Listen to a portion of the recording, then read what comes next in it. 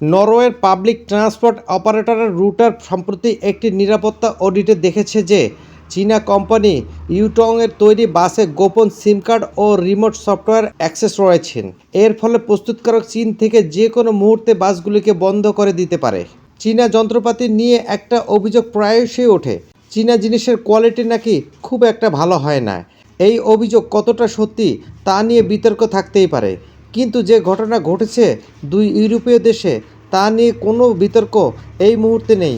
আসলে নরওয়ে ও ডেনমার্কের মতো একাধিক ইউরোপীয় দেশে চীনা সংস্থার তৈরি বাস চলে, আর এবার সেই বাস নিয়েই শোরগোল শুরু হয়েছে।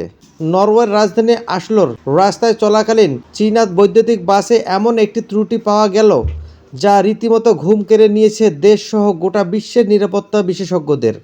Norway public transport operator rotor সম্প্রতি একটি নিরাপত্তা অডিটে দেখেছে যে চীনা কোম্পানি ইউটংয়ের তৈরি বাসে গোপন সিম কার্ড ও রিমোট সফটওয়্যারের অ্যাক্সেস রয়েছেন। এর ফলে প্রস্তুতকারক চীন থেকে যে কোনো মুহূর্তে বাসগুলিকে বন্ধ করে দিতে পারে। এই আবিষ্কারের পরেই নড়েচড়ে বসেছেন ডেনমার্ক সংস্থার মোভিয়াও। তারা তাদের কাছ থেকে 459টি চীনা বাসের নিরাপত্তা খতিয়ে দেখছেন। আসল প্রশ্ন কিন্তু সামরিক সরঞ্জাম নিয়ে। একইভাবে চীন যুদ্ধাস্ত্র তৈরি করে। চীনে তৈরি সস্তা অস্ত্র ব্যবহার করে একাধিক দেশ, আর সেই সব অস্ত্রে এই ধরনের রিমোট কিল সুইচ কি থাকতে পারে? চীন থেকে কেনা JF-17 ফাইটার জেট বা টাইপ 054 এপি ফ্রিগেটেরও কি এমন ব্যাককোড লুকিয়ে রয়েছে?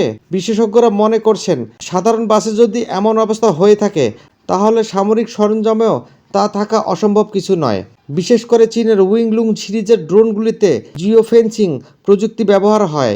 এই প্রযুক্তির মাধ্যমে ড্রোনকে নির্দিষ্ট এলাকার বাইরে উঠতে দেয়া হয় না।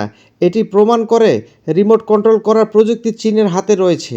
যদি এখন পর্যন্ত চীন কোনো সামরিক সরঞ্জাম দূর থেকে বন্ধ করে দিয়েছে এমন কোনো অভিযোগ পাওয়া যায়নি, তবেও এই ঘটনা সাপ্লাই চেন ও চীনা সফটওয়্যারের দুর্বলতাগুলিও সামনে এনে দিয়েছে। বিশেষজ্ঞরা বলছেন, এখন সামরিক চুক্তিগুলির ক্ষেত্রে শুধু খরচ নয়, ডিজিটাল ও সফটওয়্যারের নিরাপত্তা নিয়েও অনেক বেশি সতর্ক থাকতে হবে। প্রতিটি দেশের নিজেদের সার্বভৌমত্ব রক্ষার জন্য বিদেশ থেকে আমদানি করা সরঞ্জামের সফটওয়্যারের সোর্স কোড গভীরভাবে পরীক্ষা করা আবশ্যক। ভবিষ্যতে এটিই হবে সবচেয়ে বড় চ্যালেঞ্জ।